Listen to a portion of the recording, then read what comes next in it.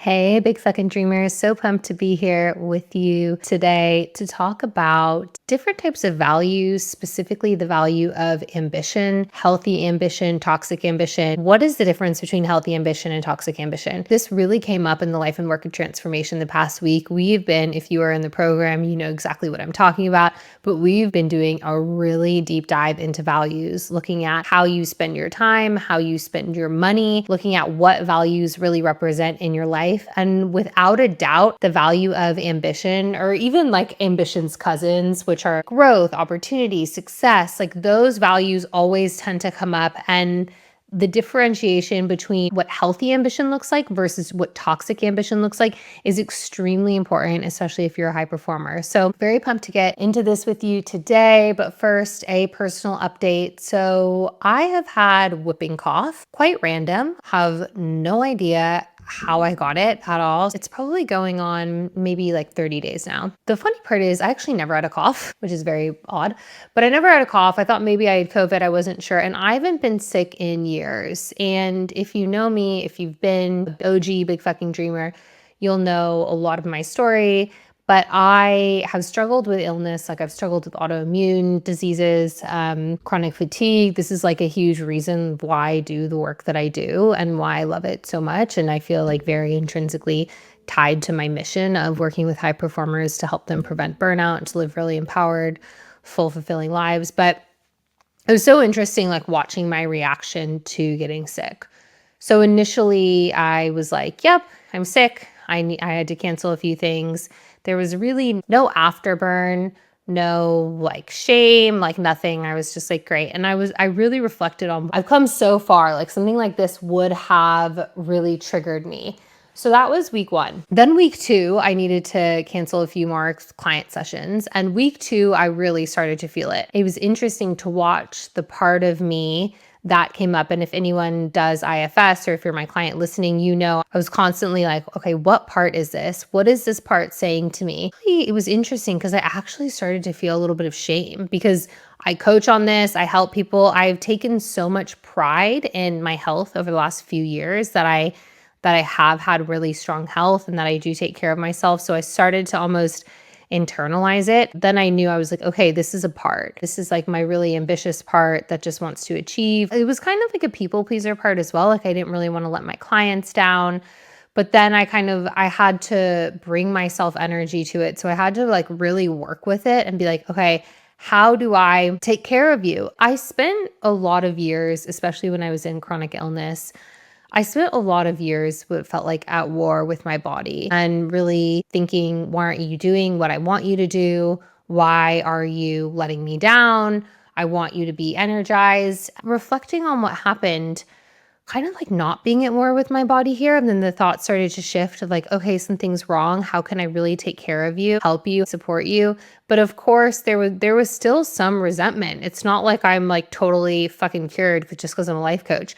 There was almost some resentment of my body at being like, why aren't you working the way that I want you to work? But it was so much less because I've done the work in internal family systems therapy. And because, you know, when I teach this stuff in my group program, Life and Work Transformation, like I think I'm running my 5th cohort now, like it really starts to get embedded in my day-to-day life, everything that I'm teaching. And again, like repetition is how you really reprogram your subconscious. But it's so interesting about my subconscious is reprogramming because of how much I'm teaching this stuff. That was just an interesting reflection point to see how I react to illness, to see it was almost a really good barometer. I'm actually still quite fatigued. I haven't fully recovered. I've done the due diligence. I'm going to get a blood test tomorrow. I'm probably going to get an IV infusion. I'm taking all my supplements. Like I really take care of myself, but it's also kind of realizing right now, okay, I think I do have to pull back on a few things to really assist in this recovery. And that's okay. That's kind of what freedom to me really looks like when we talk about values, which I'm going to get to in a second.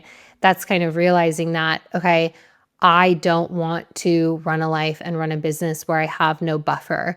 And I remember, I think it was Ramit Sethi, who I love, who's kind of a personal finance guru, but he was saying how he likes to leave a buffer in all things. So he gets to the airport super early.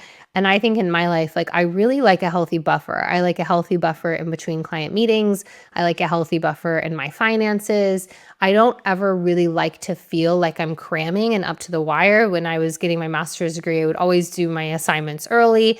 I don't like to feel rushed in anything. And just also like, how do I implement this in my health? I don't want to feel rushed in recovery. I want to allow myself to recover. I want to slow down. That's really kind of what my life has been in the past few years, is like trying to run a business, but really with intention and slowing down, kind of not like cramming myself to the finish line every single second. Bit of a personal update, bit of a longer one today. But if any of you, I know that some of my clients had cancer. Some of my clients do struggle with autoimmune or illness. It can take such a huge toll on your vitality, on your energy, but also on the way that you view yourself. So this is just to say that if you are struggling with this type of thing, like the IFS work of understanding what part of you is really activated, and then how do you bring compassion to that part? How do you deactivate it so that it's not constantly triggered? That's really what I have seen help me like get through all of this. Moving on to today's episode. So today we are going to really speak about values, the value of ambition, and how to know, are you in healthy ambition or are you really in toxic ambition? So this episode is for you if you feel like you are a hustler, but you're constantly hustling, yet you feel really unfulfilled.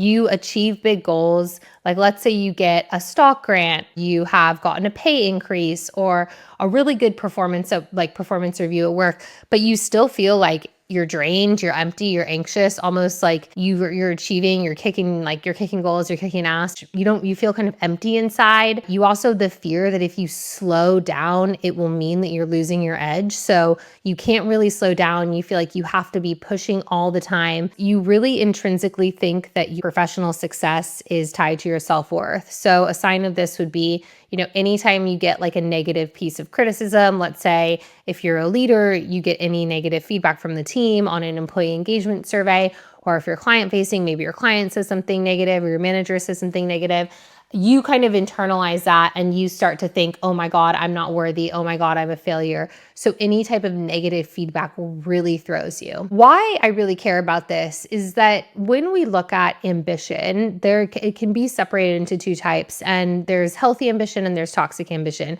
And I have definitely been in toxic ambition, I would say, for the majority of my career, really up until I started my coaching business. Probably in the first like 6 months, 9 months, I was definitely in kind of toxic ambition because I was the infancy of your business, you're like, it's not really a proven concept. So that time in my life was actually a really difficult time for me a few years back. But ambition is always one of the top values for my clients. So it could either be growth, it could be success, something geared toward growth, learning, and development is usually really important. And, this podcast is called Big Fucking Dreams. So if you're listening to this, you likely have big fucking dreams, and I have big fucking dreams. And I think ambition can be a really beautiful thing. But it's like, how do you use your ambition, and how do you still have ambition and not let it destroy you? Because ambition can definitely destroy you. If you haven't listened to it yet, I would definitely listen to the 4 origins of toxic high performance, because in the episode of the 4 origins of toxic high performance, that really goes into what are the origins and why do people tend to gravitate toward toxic high performance versus healthy high performance or healthy ambition. So first I want to define more healthy ambition, and then I want to define toxic ambition, and how to get more into healthy ambition over toxic ambition so that you can still kick ass, kick goals, have these big fucking dreams, but feel really good while doing it. So what healthy ambition feels like. So this is a term in internal family systems therapy. So IFS, it's a therapeutic method founded by Dr. Richard Schwartz. And there is in IFS, it's a principle called self-energy. And in self-energy, there are 8 C's. So it's calm, creativity, connected, confidence, clarity. There are a few more C's. But if you are in healthy ambition, you will feel these 8 C's. So you will usually feel calm, you'll feel created, you'll feel compassionate. There's no like franticness. There's no kind of intense energy or intense fear. So in healthy ambition, things feel good a lot of the times. Like your work feels good, you generally feel fulfilled, you feel like on mission, you feel like you're in joy. Another thing is you actually really know what success is and you know what success isn't. So for me, for example, if I was just monitoring for the stage that I'm in right now in my business, I probably would have said that if I was only looking at the metric of money, I would have stayed in tech. I would have stayed in tech. I wouldn't have taken the hit that it takes for years to build up a business. I wouldn't have done that. But I know for me, like what success means is I want to feel really connected to my work. I want to help people and be of service. I also want to be of service to a particular type of person. Like I did consider retraining to be a therapist when I left LinkedIn. I decided I like working with high functioning people. I like working with high achievers. This is where I feel like I can best be of service, but also what success looks like to me is like working 40 hours a week, like, maybe 50 if it's an intense week and if I've got things due. But I don't like to work nights. I don't like to work weekends. I like to walk my dog. I like to work out 4 times a week. I like to write on the weekends. I am in 12-step programs. I go to, AA meetings. I sponsor people. But success to me isn't just achieving for achievement's sake. Like success to me is having a really balanced life. And I had to learn that after years of burnout. So when you're in healthy ambition, you almost know what the map is. You know what you're aiming for. And usually you will feel highly energized and you'll also feel proud. So I was on a call with Michelle Aguadello. She's actually coming on the podcast in next episode or the episode after. She's founded the business House of Flow, but she started, a really amazing business looking at helping women's hormonal health and helping women support their period and get off birth control. She was telling me like, I feel so energized. And oftentimes in my business, I will feel extremely energized. So you feel like you could work a lot of the time. You feel like you have so much energy for the things that you love. You're really creatively involved. And then also another sign of healthy ambition is feeling proud. So you're proud regardless of the outcome. You're proud that you showed up. It doesn't necessarily mean that you have achieved this big thing, but it means that you feel a sense of accomplishment because you've showed up. So it's a real growth mindset mentality, not a fixed mindset, and that you're proud of yourself, that you have done the work. And then another sign is integrity over validation. And what this really means is that you are doing work that you feel like is aligned with your talents and with your ability versus doing work that you know that you can do competently, that you don't really like, but you're doing it just to get the promotion. You're doing it just to get the paycheck. I also want to caveat, there are different times in life. You might just need the promotion or you might need the paycheck for where your family's at right now. There could be different responsibilities. That's fine. That's not really what I'm talking about here. But it's looking at, do you have a career where you feel like this is in line with my natural skills, talents, and abilities, and I like doing the work versus I'm doing the work because I know that my father is going to love me more if I'm a lawyer, even though I fucking hate being a lawyer. That I would say is not integrity. That is like being out of integrity. And that's really looking at, one of your parts, trying to get love, get validation, and then have gone into a career that is completely wrong for you, that you really hate just so you'll be accepted. Or doing a type of work or doing project work that you really don't like in order to succeed or in order to look really good to either your boss or your coworkers or whoever it is. Those are all signs of healthy ambition. Now I want to go into toxic ambition. Key factor of toxic ambition is a concept called tribal shaming. You'll often feel a sense of fear. You'll feel like anxiety, depleted. You will feel like nothing is ever really good enough. You're kind of always on edge. Whenever your boss is calling you, you think that they're going to fire you. You constantly feel like you're going to be in trouble. There is a feeling of like, I should be further along by now. Like I should be recognized more. I should have more money. I should have more investment properties.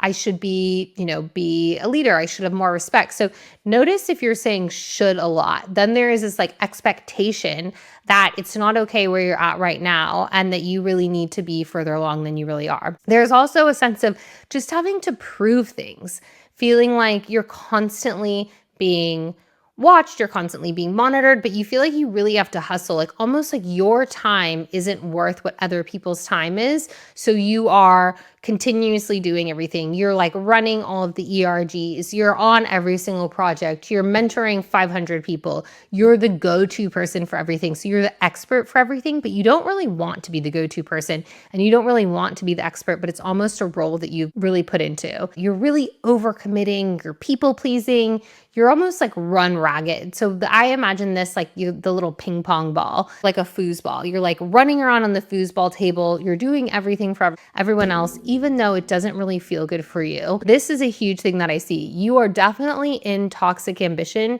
if you neglect your health, if you neglect rest. So let's say you don't sleep 8 hours a night, you don't eat 3 meals a day, you don't think you deserve rest because you've got so many things to do. That is probably the biggest indicator that you are in toxic ambition over healthy ambition. And you will have these parts of you. You'll feel like I'm a perfectionist. You feel like I'm just a hustler. I need to have everything planned. So it's almost like really type A personality traits will come out if you're in toxic ambition. And I do just want to caveat that I have experienced all of this in my career. If you're sitting here and you're like, fuck, this is like, I feel like I only exhibit toxic ambition versus healthy ambition. I have been there. A lot of my clients, when they first come to me, have been there. And then over time, we shift them to healthy ambition so that they can feel calm, confident, and connected to their work. And like they're not always having to hustle for their worthiness. So here are a few different steps that you can take. I have just called you out and you're like, oh my God, this is me. What do I do about it? Step one is like getting radically honest about your ambition. This is why I would almost listen to the 4 origins of toxic high performance, because you really want to understand like what is driving this. Am I doing this for someone's approval? What do I get by achieving this goal? What do I think will happen?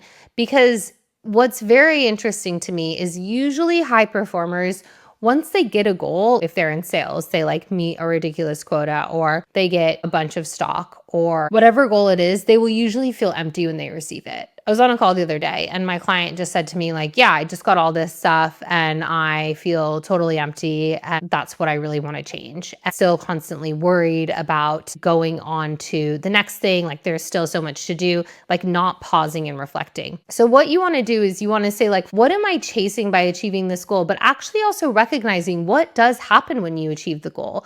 Do you start to celebrate? I mean, celebrating your wins is a huge thing because I usually find that no one really does celebrate their wins. So starting to celebrate the wins. I'm about to achieve a really big revenue milestone in my business. And I'm so fucking excited for that. I'm so excited. Chris and I, or my fiance, we're going to do a celebration because I'm like, I have worked really hard to achieve this milestone. And I want to signal to myself and signal to my body that it's worth it. So what you need to do is in step 1 is getting really like radically honest and asking yourself, why am I doing this? What is driving my ambition? Because the first step to any sort of change is awareness. And almost doing like an ambition audit. So seeing that, I would say like journal and say like really looking at what's the emotional fuel behind my current goals? How do I feel when I achieve them? Why am I constantly pushing for them? So then step 2 is looking at your inner parts. So this is internal family systems therapy. So all my clients will know this. You want to say what parts are active. The common parts that I see here are like the perfectionist or like the planner. Like everything has to be perfect. Everything has to be lined up. Whatever. And I will tell you, like the world needs more of your B+ work. It's really interesting because I don't really have a strong perfectionist part. I don't have a strong perfectionist part, but a lot of my clients do have very strong perfectionist parts or very like very strong hustle parts. So in internal family systems therapy, what we want to do is we want to turn toward the part. And instead of saying, I just want this part to leave me alone. Like, I just want to, I want to banish this part. Like, just go, leave. You're only causing me pain.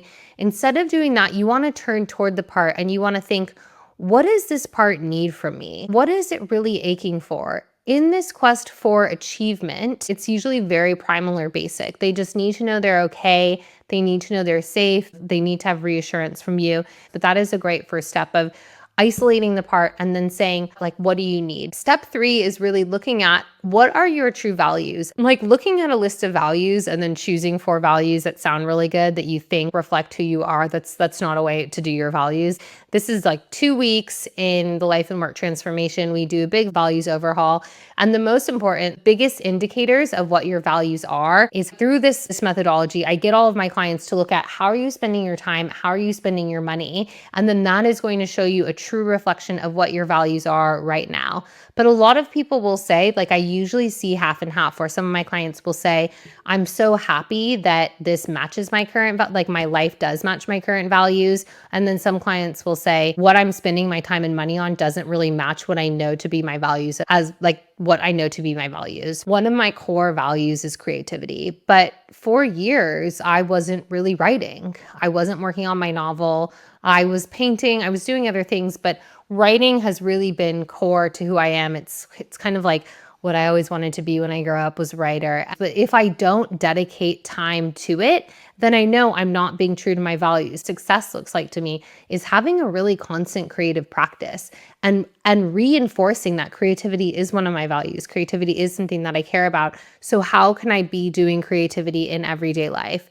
Usually a huge misalignment will be like people say that health is one of their values, but yet they don't work out, yet they're like binging Love Island, until 1 a.m. when they've got work the next day, pulling for the chocolate and the sugar when they're stressed. Are you actually living into that value of health? How do you change your behavior? So how do we live into that in a healthy way? I've seen clients make huge shifts after doing this exercise where they're like, my current job doesn't align to my values. I want to either look at switch careers, potentially go travel around the world, leave a relationship. But if you don't understand what your values are, then you can't actually start to do actions that support them. So fourth and final step is also like looking at what success means to you. Do a journal exercise here, right? Success means to me. The way that we usually determine success in Western capitalistic cultures, it's always determined by money. And I remember I was having a conversation with this guy, this was years ago, and he was talking about someone in his industry. It was in the real estate industry. And he was like, oh, this guy's like super, super successful, makes a ton of money. And then he followed it up with, yeah, but he's getting a divorce and he doesn't talk to his children. And he's like really unhealthy and he's like really overweight. Well, that doesn't sound very successful. We define success just on one metric, which is money. But I want you to start to think about, does success mean to me like working 9 to 5 and then shutting off, being involved, launching a podcast, writing a novel, picking my kids up from school at 3 p.m. every day? What is it actually tangibly? Maybe it means you do make a lot of money, but from 5 to 7 p.m., it's shut off time. That's time with your children. And then you do have to take a few calls, but to you, that's a really interesting dynamic life and career. But if you don't know what success means to you, you will likely be chasing the definition of what capitalistic cultures have given us, which is money, promotions, and you will think that that equals your value. And when you do that, then people typically get caught up in shiny object syndrome. They're always chasing onto the next thing because they don't actually know it's true to them. So if you don't know what your version of success is, write a journal entry saying success to me means, and then just free write for 5-10 minutes. Look for when you feel calm, look for when you feel connected, look for when you feel compassionate toward yourself. That's kind of a true definition of what success is when you're in your self energy and when you're in your true nature. I have had clients come in with totally toxic, ambitious traits and then start to shift over time. It can take a while, but other times it can be quite quick, where they start to actually say, I'm not really living a life that I feel good. I don't want to live this way. How do I deactivate all of my parts? What are my values? How do I start spending more time and spending more energy? One of my beautiful clients really realized that self-care was one of her values, but she was also the go-to person all of the time for work. She thought that was how she got really value from her in her organization, was she was always the person that people went to. What we did is we actually stopped doing that. So we reframed. She started spending more time on self-care. That looked like volunteering in her child's class. Like that was a definition of self-care to her. That looked like walking 10,000 steps a day. That looked like exercising more. So it was just these like really small shifts that she made where she was actually then living into that value. If you're listening to this and you're thinking, I am definitely in toxic ambition right now, but I want to be more in healthy ambition, this is exactly what the life and work transformation is about. How do you achieve great things, but how do you feel confident? How do you own your worth? How do you own your power and not burn out? It is really like the whole course is almost about how do you cultivate this really healthy ambition to understand your values. We do all of this. The next cohort is actually on May 1st. It is already half full, but there are some spots available. So if you are interested in this, there's an application process for it where you book a call with me, we go through it. I highly encourage, even if you're a one-on-one client listening to this and you feel like, this is something that I want to work on, because the group is so extremely powerful. Move through things very quickly in a group setting. It's one of my favorite things to do to teach this course. A lot of my clients see, and they've said like, you are living into your values and you're like constantly in your self energy when you are doing it. I highly encourage you, like, invest in yourself. If you want this year to be different, if you want to make a change, book a call. The link is in the show notes, and send me a DM if you like this. I've been receiving some more emails from you in DMs lately, which has been really great. I love hearing them. Send me a DM of what resonates, anything that you want to hear a topic on. One of my clients, Ashley, she actually requested a money mindset episode. So that is in the works. Ashley, I am making that for you, which I'm really excited about. That's going to be released in about a month's time. So if you want any specific topic too, I want to hear from you guys. Let me know. Like, this is definitely a community effort. So I will leave it there, and I hope that you guys achieve your big fucking dreams, and I will see you in 2 weeks.